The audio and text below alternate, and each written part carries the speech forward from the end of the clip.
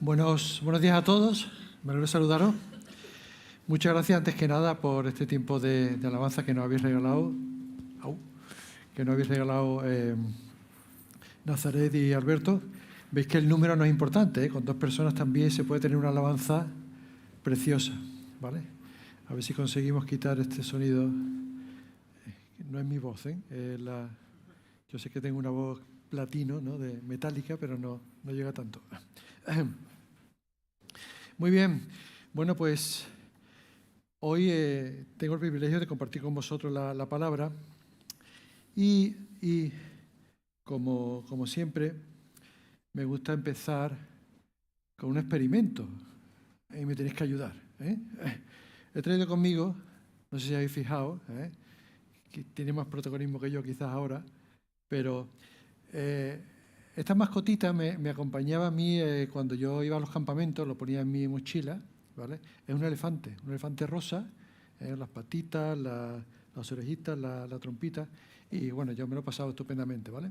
Pero no tiene nada que ver con lo que voy a decir ahora, pero bueno, quería presentarla también, ¿no? Y bueno, Elefantomas, se llamaba Elefantomas, ¿vale? Y sigue conmigo, fijaos, pues casi 40 años conmigo y creo que se conserva. Bien, pues quiero que hoy que hagamos un experimento antes de empezar el mensaje.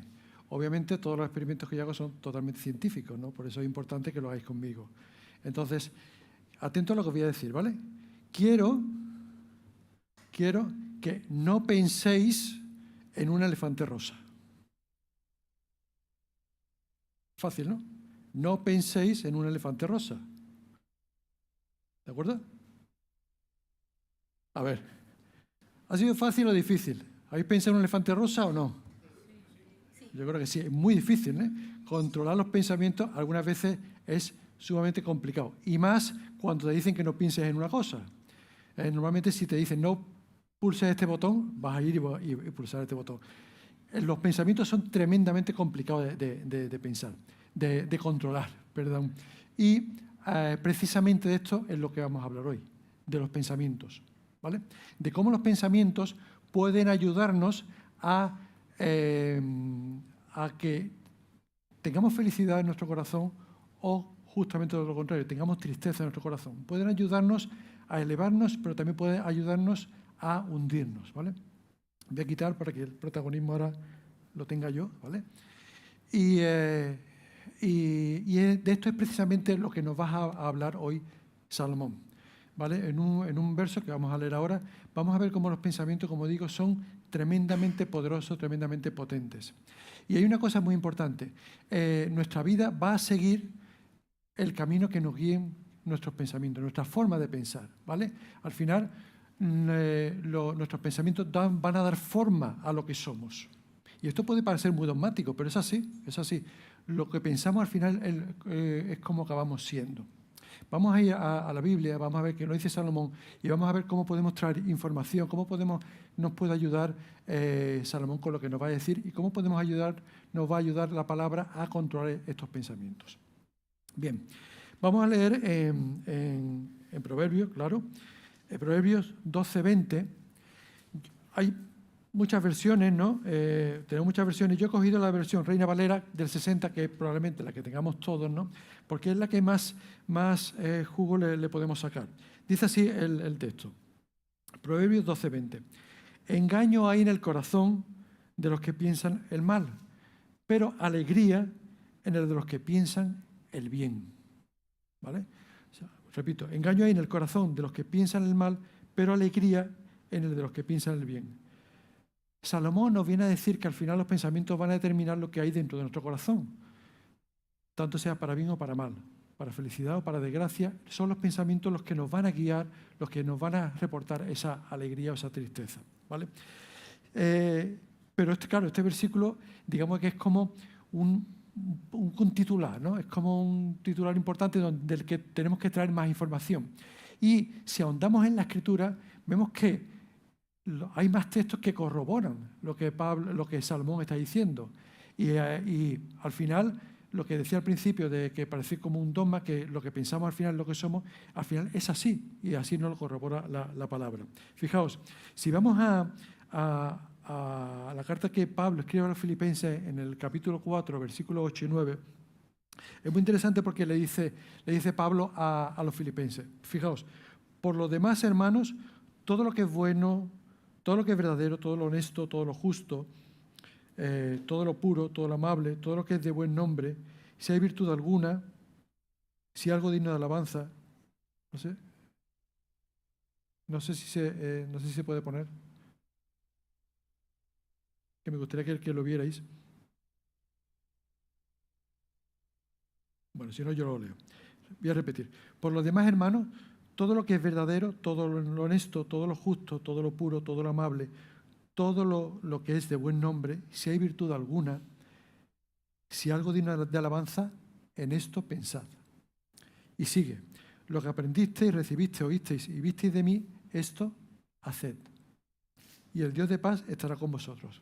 Fijaos, Pablo en estas 3 oraciones nos dice, 1, qué es lo que nos conviene pensar, 2, qué es lo que nos tenemos que hacer, y 3, lo apoya en la experiencia que él tiene con su relación con el Señor. Lo que está haciendo es una línea de vida en la que nos dice lo que tenemos que hacer y cómo empieza, con las cosas que tenemos que pensar. O sea, lo que pensemos al final va a dar como resultado lo que al final hagamos. Por esto es tan importante que controlemos, que seamos capaces de que los pensamientos sean los que nosotros deseamos, ¿vale? Resumiendo, Pablo nos dice que nuestros pensamientos al final dan forma a nuestras vidas y si esto lo dijo ya hace 2700 años Salomón, es muy interesante que ahora, recientemente, bueno, hablo recientemente, en la segunda parte del siglo pasado, la ciencia viene a confirmar esto mismo que estaba diciendo Salomón. Fijaos, desde la segunda parte del siglo XX hasta ahora se está desarrollando una técnica, una terapia que se llama terapia cognitiva conductual.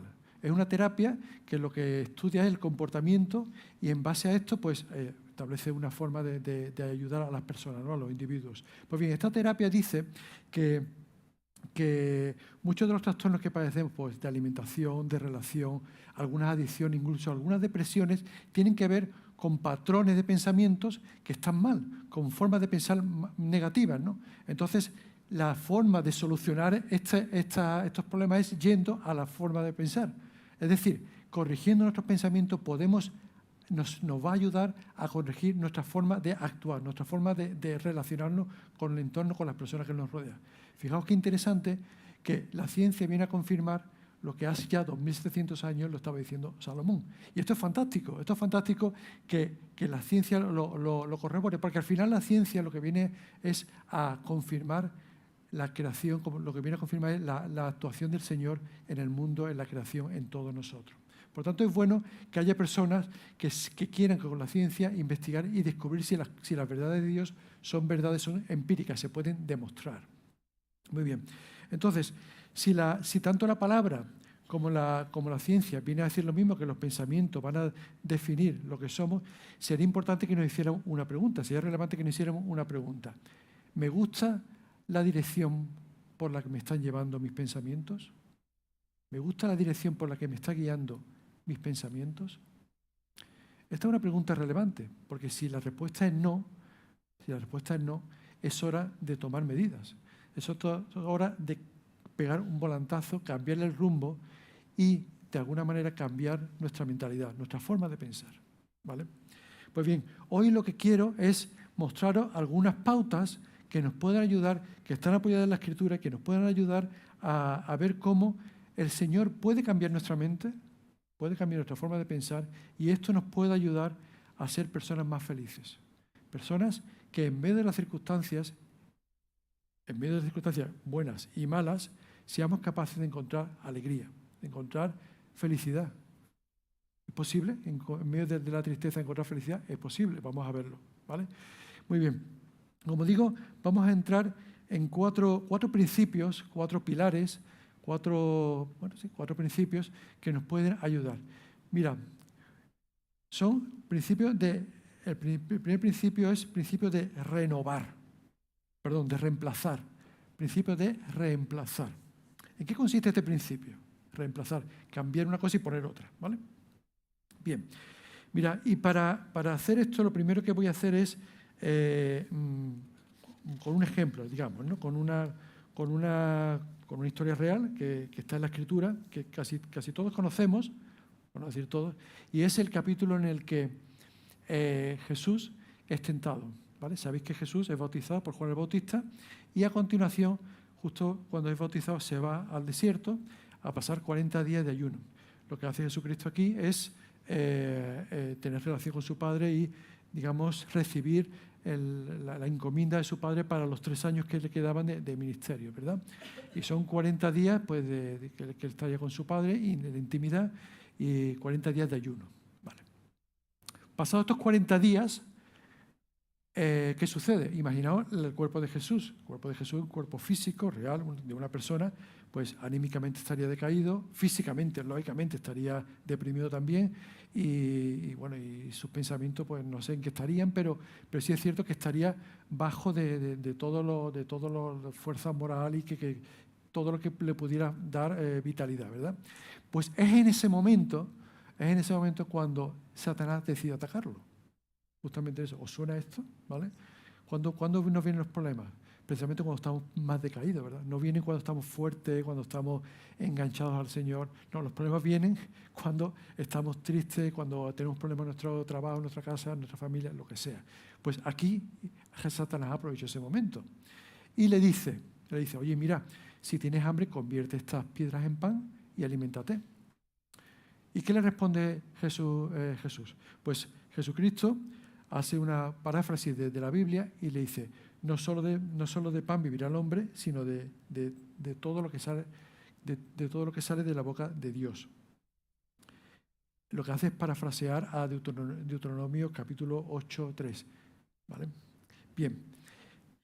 Satanás se ve que ahí lo ha noqueado, insiste de nuevo, dice, mira, ¿vale? Y lo coge a Jesús y lo lleva al pináculo del templo. El pináculo del templo es la parte más alta del templo, ¿vale? Donde ya el templo acaba, ahí lo lleva ahí. Y dice, mira, para demostrar que tú eres el Hijo de Dios, lánzate. Y lógicamente tu Padre, que no va a querer que tú te destroces abajo, pues lanzar a tus ángeles, te recogerá y caerás de pie, no te harás daño. ¿Y qué contesta Jesús? Le dice, no tentarás, escrito está, no tentarás al Señor tu Dios. Nuevamente, recuerda un texto de Deuteronomio, en este caso, capítulo 6, versículo 16. No tentaréis a Jehová vuestro Dios, lo tenéis aquí. Vale. Bueno, pues Satanás, no contento con esto, intenta sacar a Jesús de los planes que tiene previsto, porque sabe si comienza su ministerio, sabe el final que hay, y lo intenta una vez más y lo lleva encima de una montaña y le muestra todos los reinos y le dice, mira, todo esto te daré si postrado me adorares. ¿Vale? Y claro, y es en este momento cuando ya Jesucristo dice, ya está, vete ya, Satanás, porque adorarás al Señor tu Dios y solamente le servirás a Él. Nuevamente recuerda un texto que está en Deuteronomio capítulo 6, versículo 13. Versículo 13. ¿Qué está haciendo Jesús? ¿Cuál es el enfoque que está haciendo Jesús? Mira, Satanás estaba atacándole a la línea de flotación, justamente cuando más necesidad tenía y donde donde había una necesidad, ahí donde le estaba atacando. Y lo que hace Jesucristo es confrontar las tentaciones que le estaba dando Satanás, a las que estaba siendo sometido por Satanás, con la palabra. ¿Veis lo de reemplazar? ¿Entendéis lo de reemplazar? Estaba reemplazando las tentaciones que Satanás le estaba dando con la verdad, con palabras de verdad, con palabras bíblicas, con verdades eternas, Con esto consiguió anular el efecto de las tentaciones a las que le estaba sometiendo Satanás. Eliminó las mentiras de Satanás con las verdades de la Escritura. Oye, para hacer esto, Jesucristo tenía que saber. Jesucristo tenía que haber sabido que existían estos versos, si no, obviamente no hubiera podido presentar batalla. Y es que Jesucristo había estado estudiando desde pequeño. Jesucristo tuvo que ir. Jesucristo cuando nace no nace con todo el conocimiento en su cabeza. Tuvo que aprender, tuvo que estudiar, tendría que ir a la sinagoga, el rabino le tendría que enseñar y Jesucristo tenía que aprender igual que cada uno de nosotros. ¿Vale? Entonces, ¿a qué nos está retando Jesús ¿Y cuál es este principio del que quiero hablar? El objetivo es reemplazar las mentiras que podemos recibir, los ataques que podemos recibir, en este caso de Satanás o de cualquier otra persona, con verdades eternas, con verdades bíblicas. Y para eso, como cristianos, y esto lo he dicho muchas veces cada vez que me subo aquí, tenemos la responsabilidad de conocer la palabra de Dios para presentar batalla en cada momento que se nos plantee.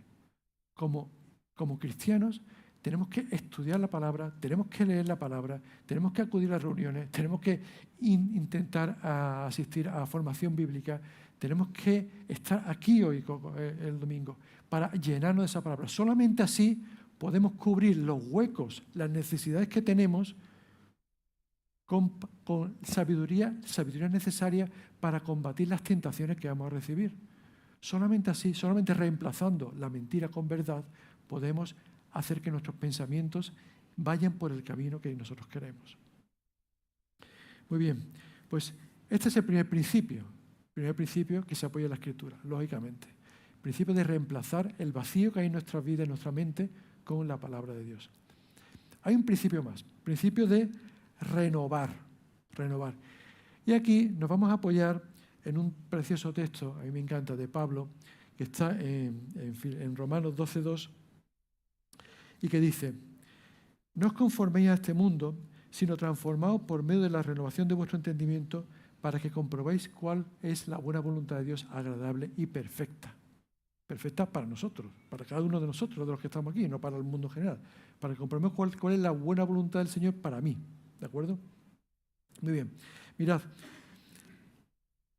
no sé si a ustedes os pasa, pero a veces intentamos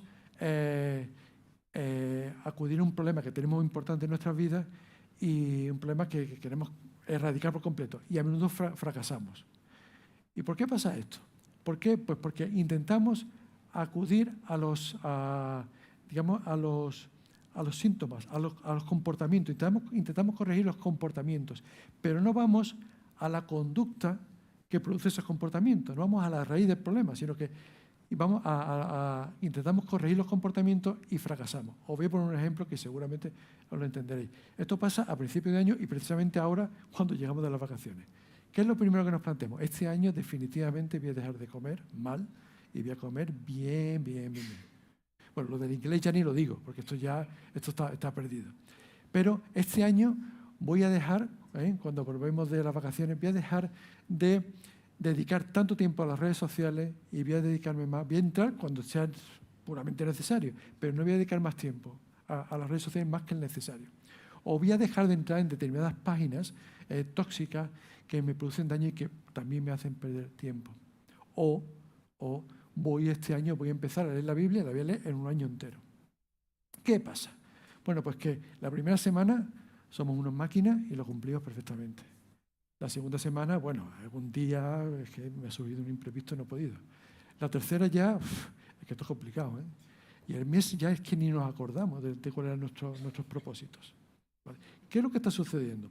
Estamos intentando ir a los síntomas, pero no vamos a la raíz del mal. No vamos a nuestra mente, no vamos a ver qué es lo que estamos pensando, a qué dedicamos nuestra mentalidad, nuestro pensamiento, para que produzca esto, para evitar esto.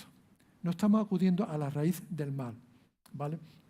Mira, hay un ejemplo que me pasó, lo tengo que contar. Tengo un vecino que me separo con él me separo con él con una malla metálica, ¿no? Entonces el vecino, para tener más intimidad, se le ocurre un día sembrar una bugambilla. No sé si sabéis qué es esto. Una bugambilla es una planta trepadora, es preciosa, ¿no? Tiene un verde así muy relajante, unas flores lilas, da mucho un olor fragante por la noche, da gusto estar allí. ¿Cuál es el problema? Que da una cantidad de suciedad, no te puedes imaginar. Es cuando se caen las hojas, te ensucia todo el suelo y aparte, como una enredadera, crece y es como un pulpo. Tiene la sensación de como que te está invadiendo tu casa, ¿no? Entonces, cada vez más grande, yo le decía a mi vecino: oye, por favor, ¿por qué no arreglas un poquito esto? Porque es que no puedo, que me ensucia. Y el hombre la cortaba, la podaba, pero al cabo del tiempo volvió otra vez. Y por favor, hasta que al final, ¿sabéis cuál fue la solución, no? Arrancó la bugambilla y se acabó el problema. Y digo, qué inteligente ha sido este hombre, ¿no? Es lo primero que le dije desde el principio, ¿no? Que acabara con esto. Pero hasta que no atajó ese problema, no lo solucionó. Se trata muchas veces de que actuemos mirando qué es lo que hay de nuestra cabeza, qué es lo que hay aquí dentro. ¿Vale? Que nos preguntemos, a ver, ¿cuál es la razón por la que no consigo encontrar un trabajo que me dure? ¿Por qué siempre en todos los trabajos hay un problema? Porque siempre en los trabajos el problema lo tienen los demás y no lo tengo yo. O lo del peso, por ejemplo. ¿Cuál es la razón por qué no consigo perder peso? ¿Por qué no consigo? Mira que dejo de comer, pero al cabo del tiempo otra vez vuelvo a ganar peso. O, por ejemplo, ¿por qué no tengo más responsabilidad en la iglesia? ¿Por qué siempre estoy a un nivel medio? ¿Por qué no consigo encontrar mi sitio dentro de la iglesia? ¿Vale? O, ¿por qué las amistades no me duran? Porque la gente es tan rara, menos yo. ¿Por qué no consigo mantener una relación de una forma permanente? ¿Vale? Pablo, con este versículo, renovado por medio de la renovación de vuestro entendimiento, nos está proponiendo un cambio radical en nuestras vidas. Un cambio radical en nuestras vidas. Nos está proponiendo un cambio de mentalidad. Y nos está diciendo que pongamos a Jesucristo en el centro de nuestra mente. Que nuestra mentalidad sea cristocéntrica. Cristocéntrica. ¿Qué significa esto? Pues que pongamos al Señor en las situaciones en las que para nosotros son súper complicadas de abatir.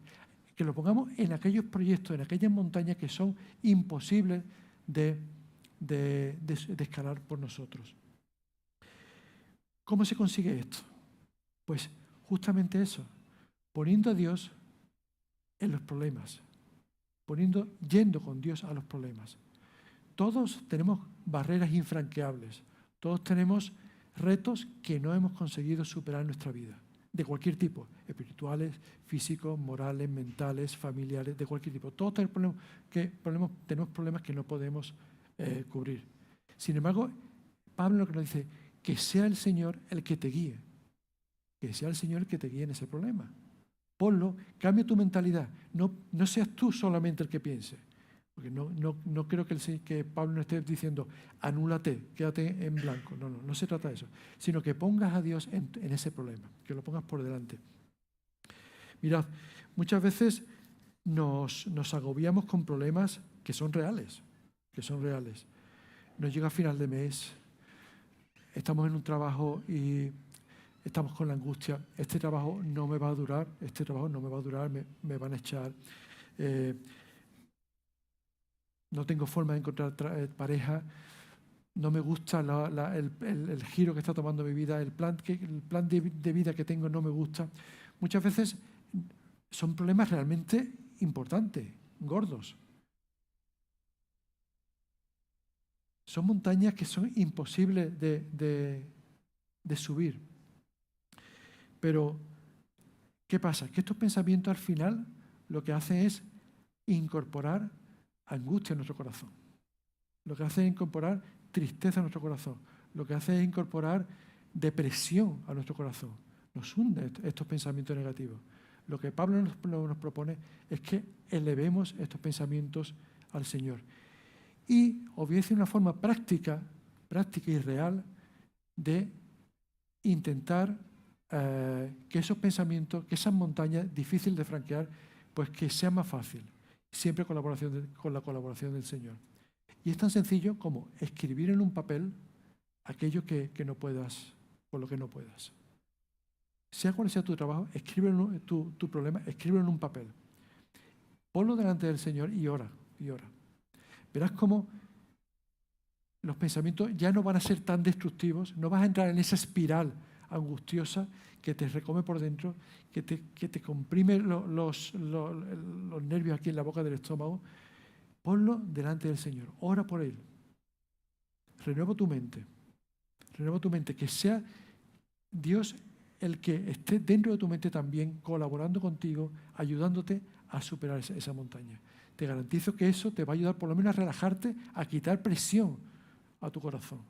Y te va a aportar, si no tienes presión, te va a aportar felicidad, seguro. Principio de reemplazar, principio de renovar y principio de replantear. ¿En qué consiste esto? Replantear.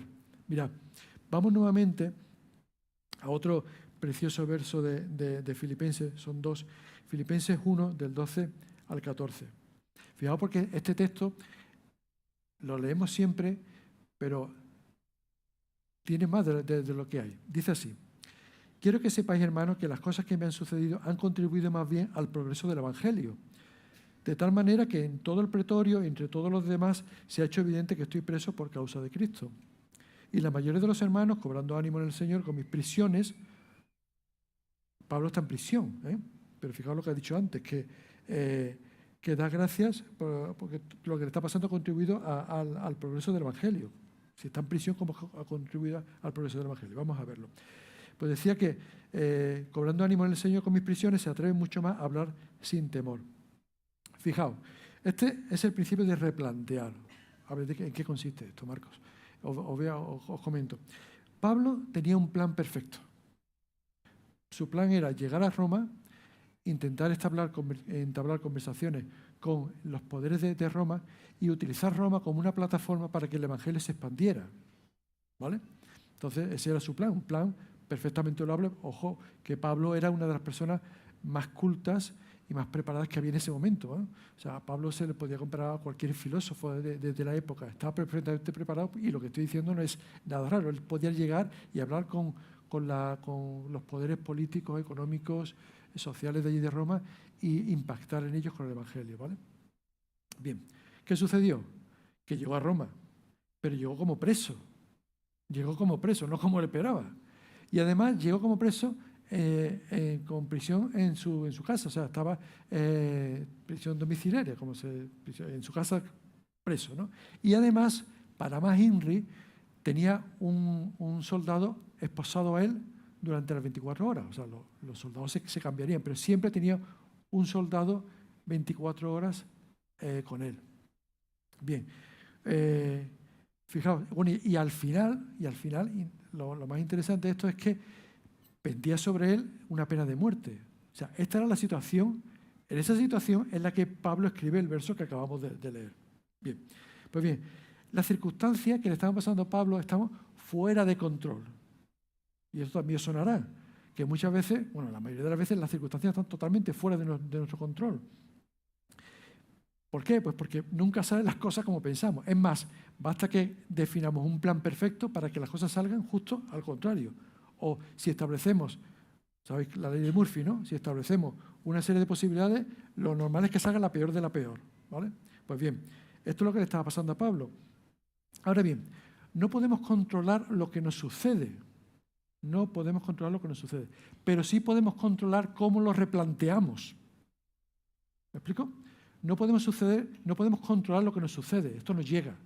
Pero sí podemos controlar cómo replanteamos las situaciones en las que nos vemos envueltos. Esto sí es interesante. A menudo pensamos que tenemos el plan perfecto, ¿vale? Bueno, lo típico, me preparo una buena formación, hago después mi máster, después viajo un poco, consigo idiomas, busco un buen trabajo. En este momento soy un soltero y una soltera totalmente apetecible y me busco mi pareja, compro mi casa, mi trabajo, mi casa, mi familia, mis hijos. Esto es fantástico. ¿Cuántas veces sucede esto? Pues la mitad de la mitad de la mitad y nunca, ¿vale? Nunca pasan las cosas como nosotros pensamos. Pero son planes perfectamente loables, ojo, que no estamos pensando en comprarme un yate, irme a las Maldivas y después venir para acá y estar todo el día tumbado. No se trata de un plan imaginario, es un plan real, razonable y, bueno, que tampoco estamos pidiendo cosas exageradas, ¿verdad? Sin embargo, no es lo que le pasó a Pablo, tampoco. Pablo tenía su plan perfecto, pero no es lo que sucedió así. Y Pablo podía haber escrito, mira chicos, está claro que las cosas no funcionan como uno piensa. Las cosas, tenemos buenas intenciones, muy buenos planes, pero al final no. Y por mucho que oremos, por mucho que intentemos, pero al final las cosas salen como tienen que salir. Así que dejo de orar y dejo de escribir y dejo de hacer todo, ¿vale? Pero no fue eso lo que escribió. Pablo escribió estos dos preciosos versículos. ¿Y por qué son preciosos? Mirad, Pablo no pudo controlar lo que le sucedió, pero sí pudo controlar cómo lo replanteaba. ¿Quién estaba preso con Pablo? ¿O quién estaba preso en esa situación? según la Escritura, es Pablo el que estaba preso, ¿verdad? Pero no estaba preso. Los que estaban presos eran los soldados. Los que estaban presos eran los soldados. ¿Os imagináis 24 horas con Pablo? Que descansaría, ¿no? Pero hablando 16 horas con Pablo, ese Pablo, pom, pom, pom, machacando. ¿Cómo acabaría esos soldados? Con la cabeza así. Y esos soldados después irían al pretorio, que es el cuartel general de allí de los romanos, y dirían, ¿sabéis con quién me habéis puesto? ¿Sabéis lo que me está contando? Me está contando esto. Y los soldados se expandirían. Y después, esos soldados tendrían familia. Y esas familias hablarían, mira, a mi marido le ha tocado de preso una persona que habla de esto. Al final, todo el evangelio fue expandido por el pretorio, lo dice la Escritura. Y lo sabemos por la historia. ¿Quién estaba preso ahí? Realmente no estaba preso Pablo. Fijaos, Pablo no pudo controlar lo que le pasó, pero sí pudo controlar cómo replantear y pudo aprovechar esa situación. Ahora bien, ¿qué es lo que podemos hacer nosotros? Mirad, tenemos que intentar ver las situaciones en las que estamos y entendiendo que estamos en las manos del Señor, entendiendo que somos hijos de Dios, como oportunidades por las que el Señor nos puede enseñar y nos puede edificar. Solamente así, aprovechando esas circunstancias y entendiendo que lo que nos está pasando es para bien nuestro, solamente así podemos tornar una desgracia en felicidad como estaba haciendo Pablo. Realmente fue una bendición lo que le pasó a Pablo. No, quizás no hubiera tenido las oportunidades que tuvo si se hubiera cumplido el plan que él quería. Ahora bien, como digo, si nuestras manos están en las manos del Señor, vamos a entender que cada cosa que nos pasa es para nuestra bendición y vamos a aprovecharlas. Y entonces, cuando nos replanteemos de esta forma, los pensamientos van a cambiar, la forma de pensar, nuestra mentalidad va a cambiar. Y esa angustia que nos pasa a nosotros, que nos corre por dentro, porque cuando hemos diseñado un plan perfecto y sale mal, ¿qué es lo que pensamos? ¿Por qué tuve que estudiar esto? ¿Por qué tuve que hacer este máster? ¿Por qué tuve que viajar? Esos pensamientos que nos corroen van a desaparecer. Y no van a crear la angustia que crean en nuestro corazón. Principio de replantear. Y por último, el principio de regocijar. Y ya voy acabando. Mirad, dice Filipenses también en un versículo, en Filipenses, en su carta Pablo a los filipenses, dice, regocijaos en el Señor siempre. Otra vez digo, regocijaos. Regocijaos en el Señor siempre. Otra vez digo, regocijaos. ¿Vale? Eso lo dice así. Cuando Pablo estaba en prisión, es cuando escribe esto, ojo. También hay un texto que quiero leer y que tiene que ver con una historia que ya se habló de ella precisamente Pepe cuando estamos con la serie de Hechos. En Hechos 16-26 leemos, entonces sobrevino de repente un gran terremoto de tal manera que los cimientos de la cárcel se sacudían y al instante se abrieron todas las puertas y las cadenas de todos se soltaron. ¿Vale? Bien, aquí Pablo nuevamente está en la cárcel. ¿Vale? Pablo está en la cárcel. Y él dice, regocijaos en el Señor siempre, regocijaos. Bien, recordemos que Pablo está en la cárcel porque en su estancia en Filipos resulta que viene una señora que tenía espíritu de adivinación y no paraba de darle la carga al hombre, a Pablo y Silas, gritaba, lo molestaba, y entonces Pablo hizo algo y se cargó el espíritu de adivinación que tiene la señora. Esta señora, que tiene unos amos, pues se lo dice a los amos y los amos, pues claro, no les gusta porque su fuente de ingresos se fue al garete. Entonces denuncian a Pablo y con denuncias falsas lo meten en la cárcel y, lo meten, pero antes le sacudieron bien, le azotaron y demás, en fin, que iría con huesos rotos a la cárcel. Imagina una cárcel de aquel tiempo, pues lúgubre, húmeda, fría, sin médicos, sin medicamentos, hay que lo tiraron al pobre hombre. Y él dice, regocijaos o alégrense, vamos a ver la misma palabra, alégrense en el Señor siempre. Otra vez digo, alégrense, o sea, que lo repite. Alégrense en el Señor siempre. La verdad es que es una buena frase. O sea, para acabar un WhatsApp, ¿vale? En vez de poner bendiciones, poner alégrense en el Señor siempre. Queda muy espiritual. Pero, ¿realmente pensamos eso? ¿Nos estamos alegrando en el Señor siempre? Pablo lo hizo, y lo tenemos escrito, justo cuando estaba en la cárcel. Pues bien, es que me lo imagino, estas noches que hemos pasado torres a 35 grados, sin aire acondicionado, algunos de los que estáis aquí, y ahora llego yo al día siguiente y les digo, ¿qué pasa? ¿Cómo ha ido? Pues mira, no he podido dormir porque 35 grados. Y le digo, bueno, no pasa nada, hombre, alégrate en el Señor siempre. Y me dice, ¿este se habrá enterado de lo que le he dicho? Porque es que, ¿cómo podemos decir estas cosas? Pues realmente es lo que dijo Pablo. Realmente es lo que estaba diciendo Pablo. Ahora bien, ¿qué estaba pasando con Pablo? Y aquí está lo importante. Nuevamente tenemos que ver en qué situación estaba Pablo. Mira, Pablo estaba alabando al Señor en la cárcel por quién es Él, no por qué es o por lo que estaba pasando. Pablo estaba alabando al Señor porque Dios era bueno. A pesar de las circunstancias que estaban viviendo, Dios era bueno. O sea, el que estuviera pasando una desgracia y una injusticia total con él, no quitaba que el Señor era bueno, que el Señor había sido su Salvador, que había muerto por él, que había sufrido por él, por nosotros, que sus promesas están ahí para nosotros. O sea, eso permanecía intacto. Y Pablo lo sabía, y por eso él estaba alabando. No por la situación que estaba, por el qué, por la situación que estaba sucediendo. ¿Vale? Y eso le permitía añadir a su corazón alegría, felicidad. Por eso estaba alegre, porque tenía la oportunidad de reconocer, de ver que el Señor, a pesar de todo, seguía siendo bueno. Pero había más. Pablo estaba alabando al Señor sin esperar nada. O sea, antes de que sucediera, porque Pablo no sabía cómo iba a actuar el Señor. Pablo no sabía que los cimientos se iban a mover, que la cárcel iba a temblar, que los cepos se iban a abrir. Él no lo sabía. Sin embargo, Pablo estaba alabando, aun cuando la situación estaba en lo peor de lo peor. Esta es la principal enseñanza. Muchas veces alabamos al Señor, bendecimos al Señor cuando recibimos la enseñanza, pero no antes. Es como una pataleta. No voy a la iglesia porque no me está bendiciendo el Señor como quiero. No me están saliendo las cosas y no puedo orar al Señor porque estoy bloqueado porque no me están saliendo las cosas como yo creo que tienen que salir. O porque no hemos enfadado con un hermano o por lo que sea.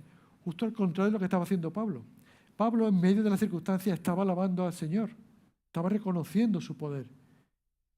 A pesar de las circunstancias. ¿Vale?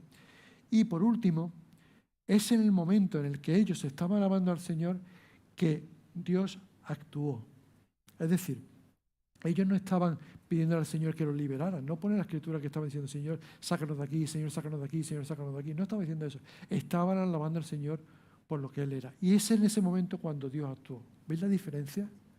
¿Veis la diferencia? El Señor actúa cuando realmente le alabamos, no cuando estamos pidiéndole a Él. Que tenemos que pedirle cosas, porque así lo dice la Escritura. Ojo, no estoy diciendo ahora mismo que no digamos que nos olvidemos de pedirle al Señor las cosas. No. El Señor quiere que pongamos a sus pies nuestra necesidad. Pero entendedme, el Señor quiere que le alabemos. Y que en esa alabanza, que esa alabanza que sale de nuestro corazón, en esa alabanza Él se goza y es cuando nos bendice. El Señor actuó cuando Pablo y Silas estaban alabándole, y no antes.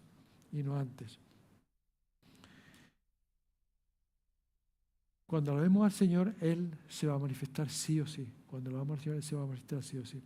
Cambiará nuestra forma de pensar, cambiará nuestra mentalidad y nuevamente aportará felicidad a nuestro corazón. ¿De qué manera tus pensamientos están afectando tu vida, a tu felicidad, a tu ser completo? ¿De qué manera te están afectando? Cada día, yo estoy seguro, cada día nosotros sentimos que tenemos más carga de la que podemos soportar. Eso nos pasa a todos. Ahora bien, no estamos solos. El Señor está con nosotros y está deseando que confiemos en Él y que le aportemos esa carga a Él. Que nuestra mente sea su mente. He planteado cuatro principios. Principio de reemplazar, de llenar nuestra mente con la palabra. Solamente de esa manera podemos romper, evitar las tentaciones, cubrir los huecos que el Satanás quiere cubrir con sus tentaciones, con la palabra. Hemos hablado de renovar nuestra mente.